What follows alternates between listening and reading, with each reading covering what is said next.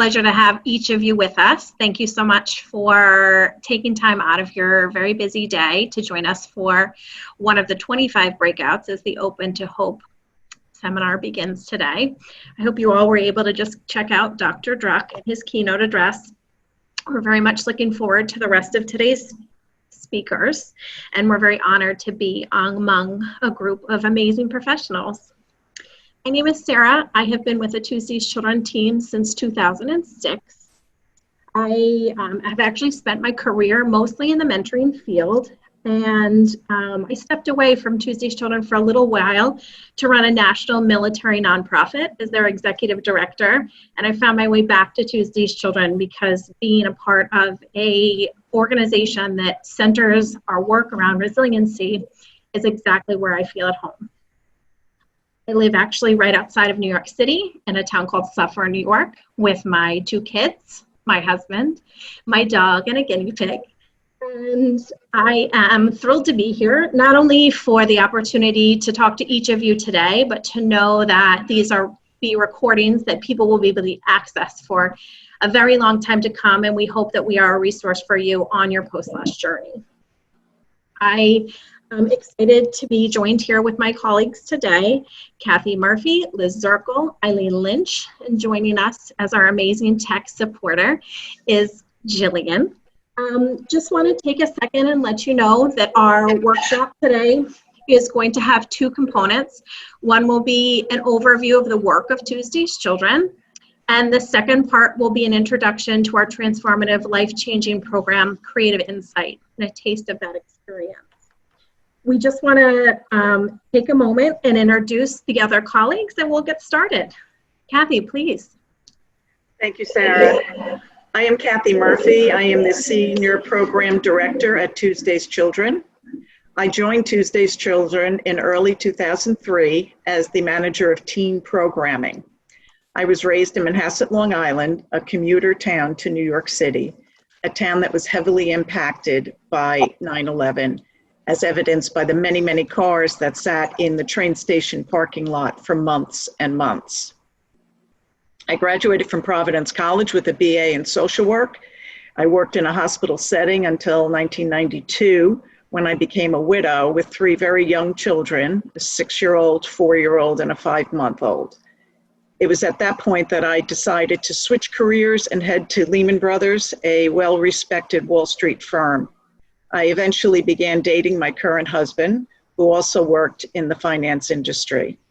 Fortunately, neither one of us was downtown on 9/11. I was home on maternity leave with my 5th child.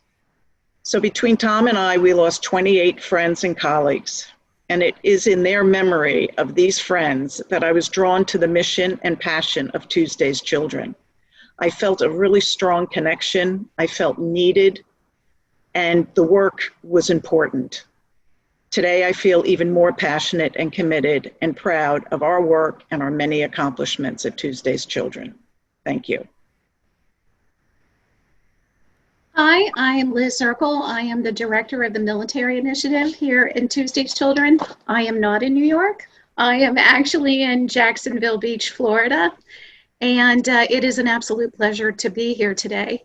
I came to Tuesdays Children in 2015 after having worked in military scholarship organizations, as well as spent several years at the VA hospital. And I was widowed in 2002. My husband, Major Steve Zirkle, was killed by a drunk driver on his way to have lunch with the kids at school. And so at a young age, I was raising a 5 and a 7-year-old. Horrifically, I lost my daughter Colleen when she was 20 to a freak accident on her way to go skiing. I was most attracted and came to Tuesdays Children because I was forever looking for that answer of what's next. I needed an organization that was rooted in the concept of dignity and moving beyond the state of grief. And I have a son who is an active duty Marine who is stationed overseas right now. and I think that we've done pretty darn well. It is my absolute pleasure now to introduce Eileen Lynch. Eileen has been a consultant with Tuesday's Children since about the beginning. Eileen? Thank you, Liz. Yes, as Liz said, I am a Tuesday's Children family member. I lost my husband, Farrell, on September 11th, along with his brother, my brother-in-law, and as Kathy had said, so many friends. And kind of been looking for the next step in my life. I had 3 young children. I have 3 girls who were 7, 11, and 13 at the time. Kind of looking for the next step in my life. I connected with Tuesday's Children, and together, and I'll talk about this a little bit later when Liz and I give you a little bit of a taste of Creative Insight. I'll tell you a little bit more about that process, but I came to Tuesday's Children, and together we worked on bringing Creative Insight to the 9/11 population, and then now it's working with military families throughout the country, and it's been an honor and a pleasure to do this work, and it's also been so healing for me to do this work. The community, the people, the friends that I have made, who I met I started with Tuesday's Children back in 2002, and then started teaching for them in 2005. I have made so many friends and relationships that have been such a source of strength for me over the years. So I'm so grateful for that. I have as far as my background, I have a Master's of Social Work from Fordham University with a specialization in child and adolescent trauma. I am a certified life coach through the Coaches Training Institute, and I'm also a certified instructor of creativity and business out of the Graduate School of Business at Stanford University, which is the course that Creative Insight is based on. So I'm so honored to be here with you today and to have the opportunity to share a little bit of Creative Insight with you. Thank you, Eileen. Our gratitude is with you. Thank you.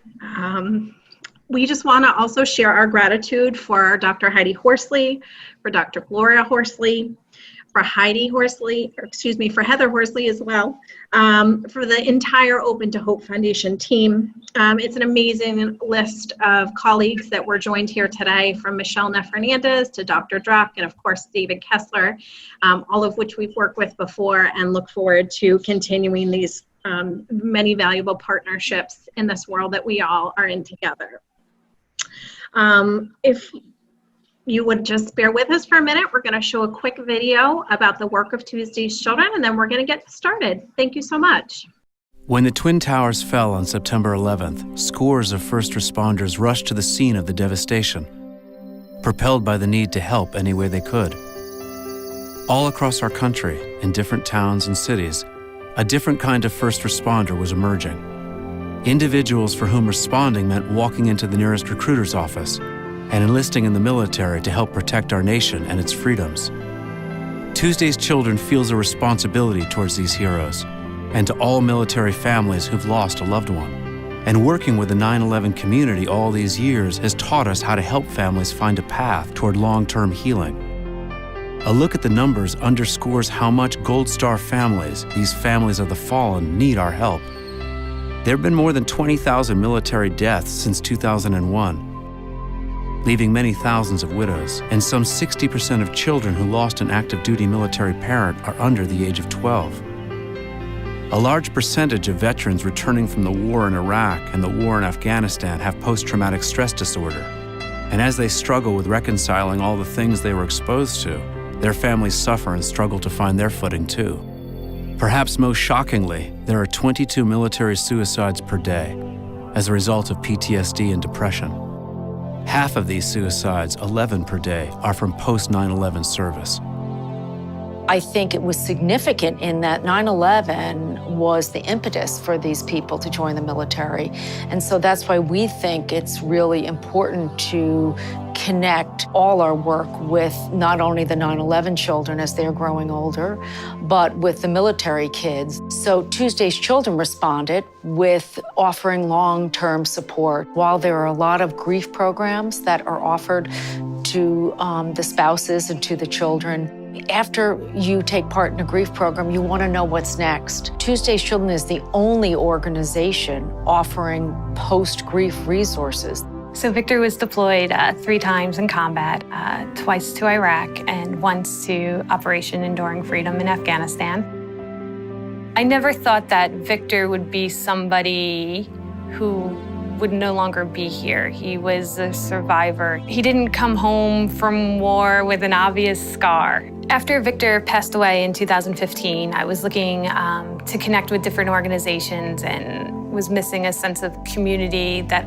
I could only have found having spent 10 years immersed in the military community. I was looking for some strong male role models in Kai's life. My older son, I heard of Tuesday's Children. I reached out to them, I think at a resource center, and connected with them. I had heard of them being a New Yorker, knowing all the fantastic work they had done post 9/11, and thought that was something that my children could really benefit from, and myself as well.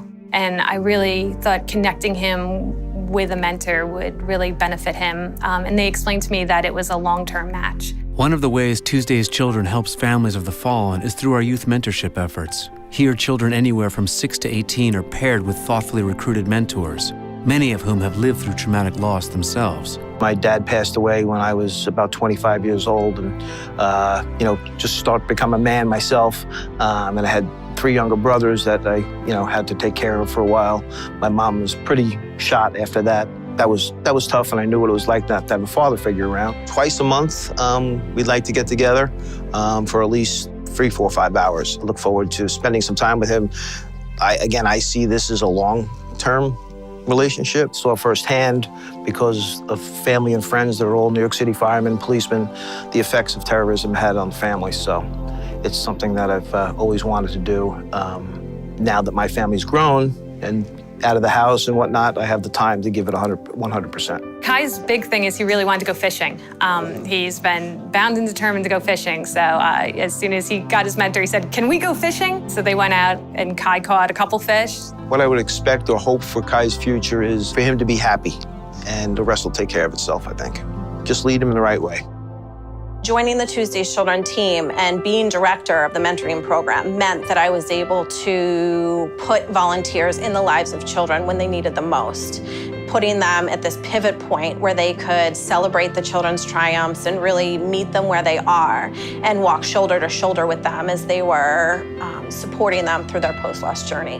When Tuesday's Children first started, a lot of the phone calls we were getting from volunteers were from other people that had experienced traumatic loss. Some of our volunteers, a gentleman that lost his brother in the Twin Towers, a gentleman that lost his sister in the Virginia Tech shooting, a West Point cadet that lost his uncle in 9/11. They understand the unspoken language of grief. And so they gravitated to this work because they thought that they had something to give. A mentor isn't a parent, they're not a therapist, they're not a tutor, they are an adult support system for you. Our work really rests on the confidence in our volunteers that they're gonna stick with us for the long term. That's where we're gonna see the impact.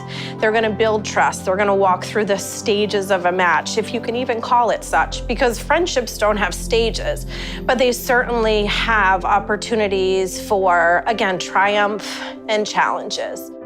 There were so many organizations started after 9/11. We're one of very few left standing due to the fact that families trust us, but also families refer other families to us. I believe that we are still helping all those impacted by Tuesday, September 11th, whether it is the 9/11 family members, responders, or the military population.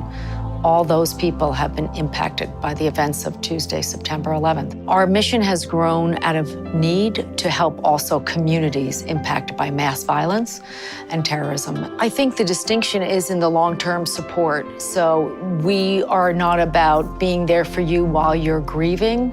We're about being there for you while you achieve resilience, while you walk forward in your post-loss journey.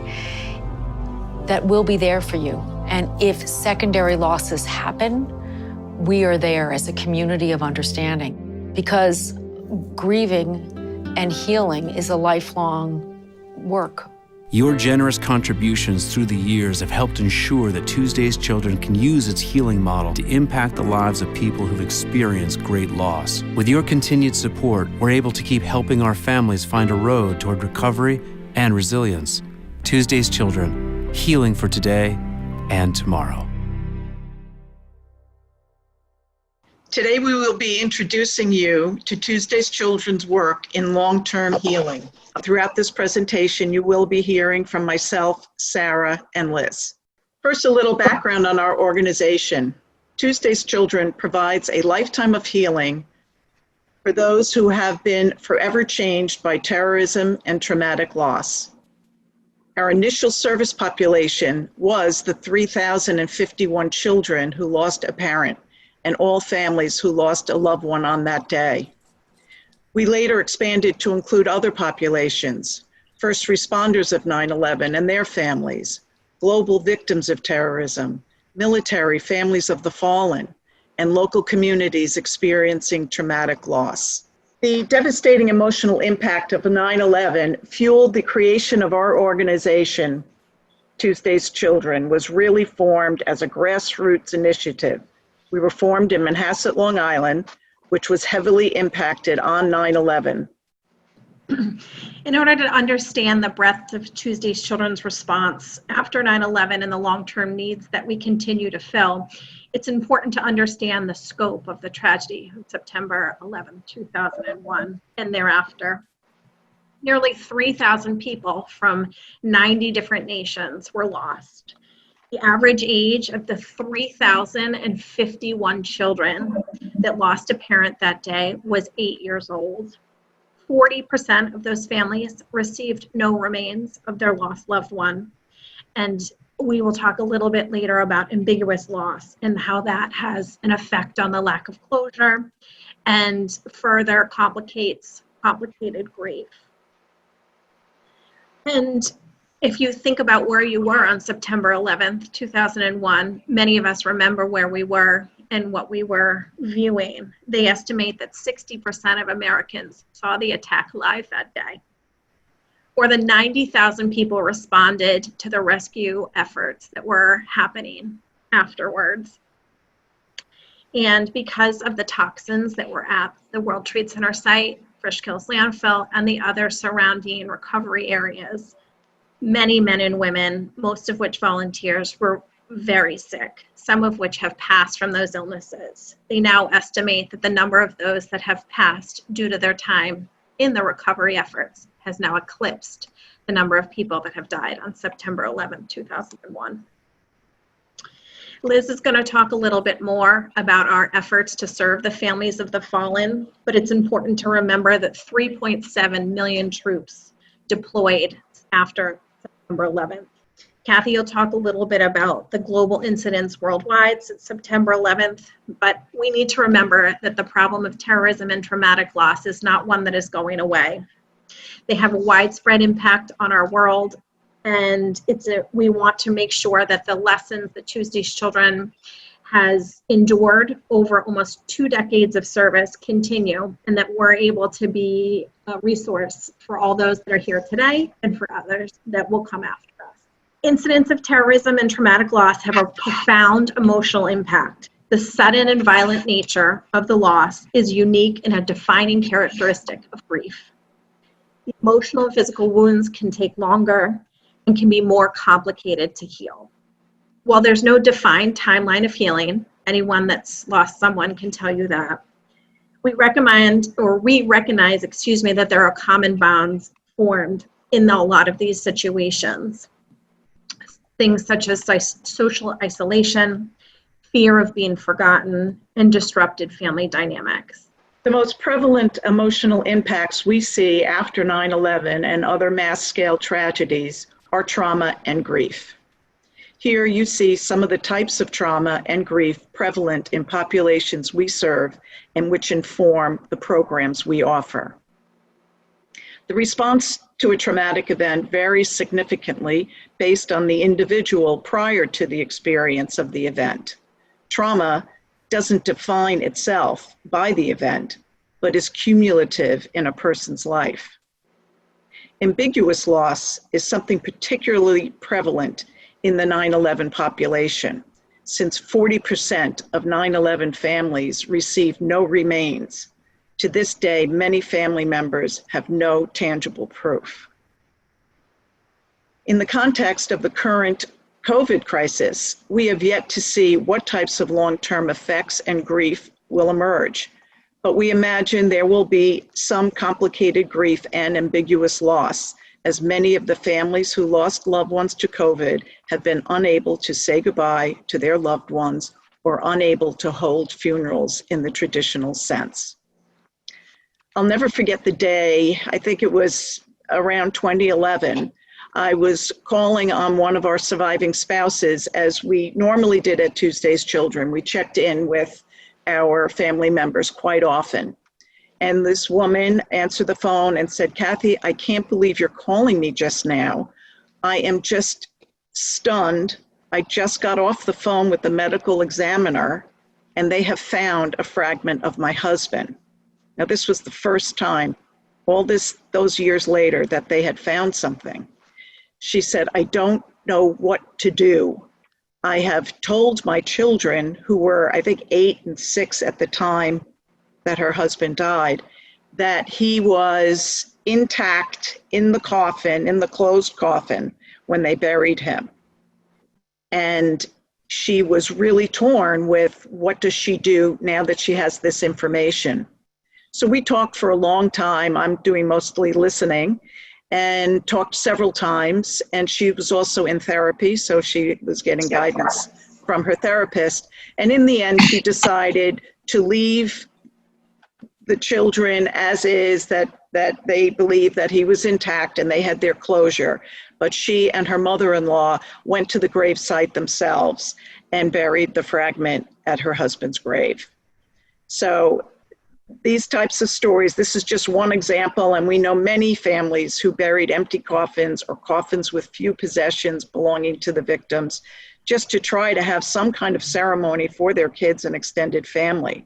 In both trauma and grief, we see similarities between isolation and withdrawal, and Tuesday's Children has been particularly good in addressing this by creating connections with peers and people who have had similar experiences. This has been a foundation for healing and has helped to normalize these experiences and create significant trust within our community and the population that we serve. Now, I say normalize for a very important reason, because it is important to reduce the stigma associated with some of the seemingly extreme reactions after traumatic events. I often say that these kinds of traumatic events, mass shootings, terrorist attacks, are far from normal. No one should have to go through these events. And so we need to understand that it's okay for people to have reactions to them that are extreme.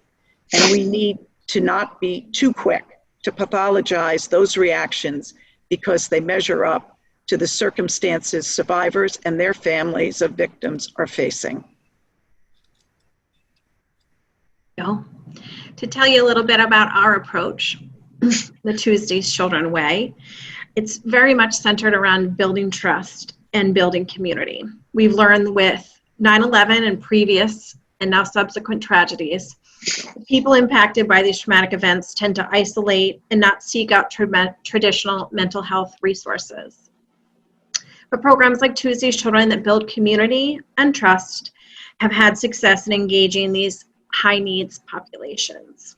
We've learned that it's vital to carefully select and vet programs and partnerships and organizations, those that share our mission and are very much committed to adapting and customizing the experience for our families, so they're unique and specific to their needs. We have a platform of proven programs that strengthen resilience, foster post-traumatic growth, and build common bonds in family members. Many of our signature programs are evidence-based and have proven outcomes in supporting those impacted by traumatic loss. Our career programs were developed early on for parents and adults, and we have provided college and career advancement or advisement to children throughout.